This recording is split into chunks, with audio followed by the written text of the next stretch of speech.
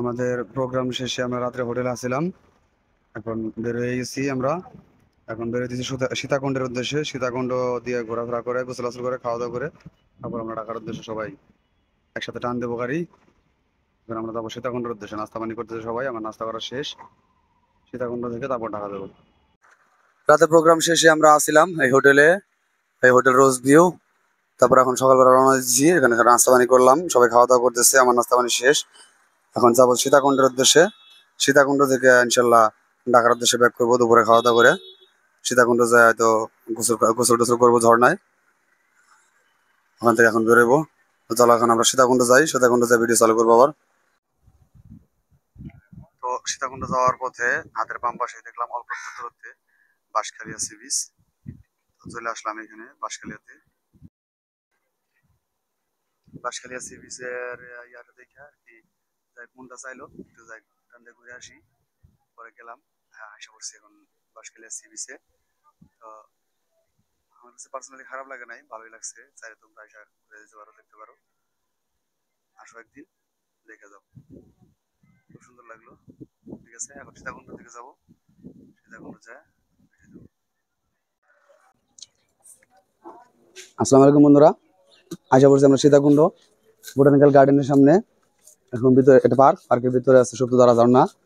আর আছে হইতেছে কি ওই মন্দিরটার নাম কি, চন্দ্রনাথ মন্দির। তো যাবো আমরা, এখানে ঘুরবো এখন। ঝর্ণায় গোসল করবো, ঘোরাফেরা করবো। আর এই পাশে যে হোটেলটা দেখতেছেন, হোটেলটা দেখান ভাই। এই হোটেলে আমরা খাওয়া দাওয়ার অর্ডার করে যাব। তো গোসল করে ক্ষুধা লাগবো, তারপর আইসা দুপুরে খাওয়া দাওয়া করবো। খাওয়া দাওয়ার পর চিন্তা ভাবনা আছে আমরা আস্তে আস্তে রওনা হবো ঢাকার উদ্দেশ্যে। তো আরো প্ল্যানিং থাকলেও সময়ের অভাবে আর করা হইতেছে না, তো অন্য জায়গায় যাওয়া হইব না। তো আজকে এই পর্যন্ত শেষ করবো আমরা। তো গোসল আর চন্দ্রনাথ মন্দিরটা তোমাদের দেখাবো। তো চলো ভিতরে ঢুকি আমরা। হ্যাঁ বন্ধুরা দেখো, চলে আইছি আমরা চন্দ্রনাথ পাহাড়। দেখো ভিউটা। এখানে এই যে সিঁড়ি, এই সিঁড়ি দিয়ে আমরা উঠবো উপরে চন্দ্রনাথ মন্দির। এটার এই সিঁড়িটার উপরে, এই সিঁড়িতে আমরা উঠবো এখন। এই যে আমরা দুইজন আসছি, আমি আর এই যে রাকিব ভাই।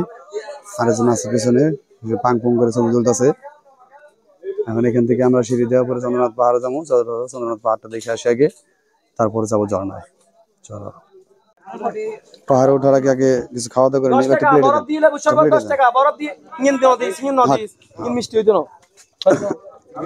কিছু পেঁপে খাবো, আমরা খাবো, শসা খাবো। হচ্ছে পেঁপে, দেখি পাহাড়ি পেঁপে কিরকম লাগে। আমি জানি পাহাড়ি পেঁপে খুবই মিষ্টি হয়। ভাই আছে, চিনি বেশি দিছে নাকি? সরকারি দামে পাইছে তো। এই পেঁপে তো ভালো মিষ্টি আছে। দেখ পেঁপেটা মিষ্টি আছে, হালুয়া ভাইটা মিষ্টি পড়ে নাই।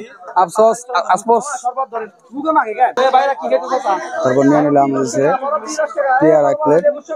পেয়ারাটা খাই কেমন লাগে? পেঁপেটা খুবই মিষ্টি ছিল, কিন্তু হালুয়া ভাইটা মিষ্টি পড়ে নাই। আমার কাছে মিষ্টি পড়ছে। দেখি কি অবস্থা এটা।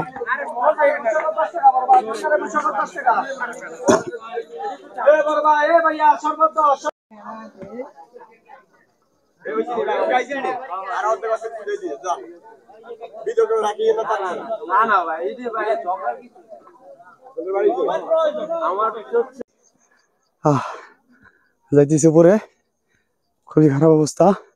এমনিতে আমি আজমার রোগী, তার উপরে সিঁড়ি, অবস্থা খুবই খারাপ। যাইতেছি না ঝর্ণা এদিকে।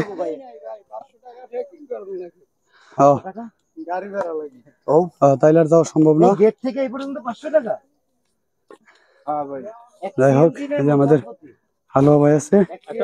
হ্যালো ভাই, কিছু বলবেন আপনি উপরটা সম্পর্কে? পাহাড়ে এসেছিলাম মানসিক হেলথ ঠিক করার জন্য। মানসিক হেলথে এসে দেখি আমার শারীরিক হেলথই ঠিক নেই। আচ্ছা, এটা ভয়েস ওভার দিতে হবে। আপনি ভিডিওটা দেন, আলাদা একটা ভিডিও করেন, ক্লিক করেন।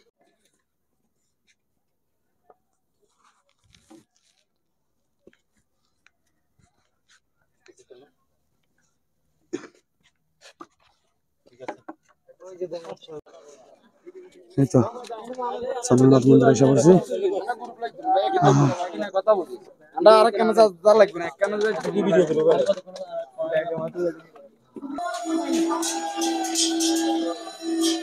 সম্ভবত পূজা অর্চনা চলতেছে তাদের। প্রোগ্রাম আছে।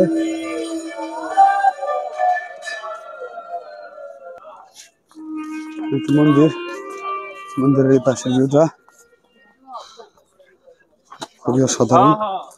আসলে ভ্রমণে না বেরোইলে এই জায়গাগুলো চেনা যাবে না, দেখা যাবে না।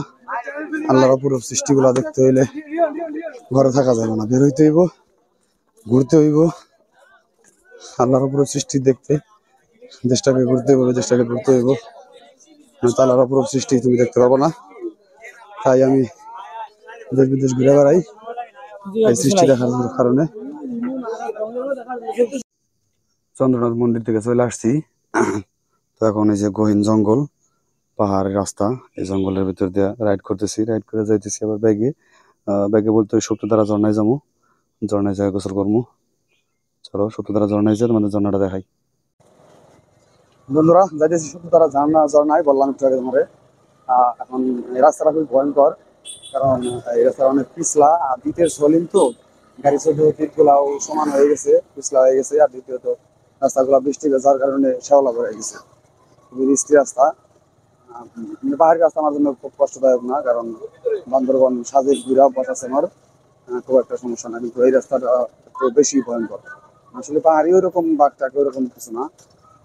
দেখো যাচ্ছি আমরা ঝর্ণায় যাবো এখন।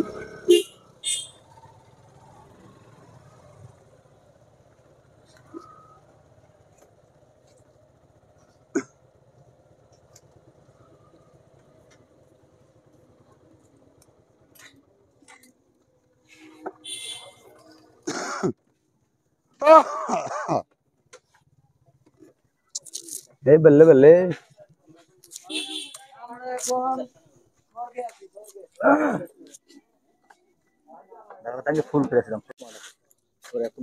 খুবই দুঃখজনক বিষয়, সপ্তধারা ঝর্ণার খুব কাছাকাছি আইসা আমি যাইতেছি না। একটু শারীরিক সমস্যার কারণে খুবই অসুস্থ আমি, শরীরে এনার্জি কম। এখন এই সিঁড়ি নাই, ওঠার মতন এনার্জি আমার নাই। কারণ এখানে এসে জানতে পারলাম এখানে সিঁড়ি আছে আপনার 483টা সিঁড়ি। সো এতগুলা সিঁড়ি পাইয়া যাওয়া সমস্যা না, কিন্তু আসতে গেলে আমার অবস্থা খারাপ হয়ে যাবো। সো এই কারণে আমি রিস্ক নিতেছি না। তো আমি ওনারা গোসলে যাইতেছে সবাই, কিছু লোক গেছে, কিছু লোক আছে ওনারা যাইবো। তো আমি যাইতেছি না, আমি এখন ব্যাক করবো ওইদিকে। আমি ঢাকার দিকে গাড়ি টান দেবো, ওনারা আসতে আসতে প্রায় 2 ঘন্টা উপরে সময় লাগবো। সেক্ষেত্রে আমি এখন চলে যাবো। তো আল্লাহ হাফেজ, সবাই ভালো থাকো, আসসালামু আলাইকুম।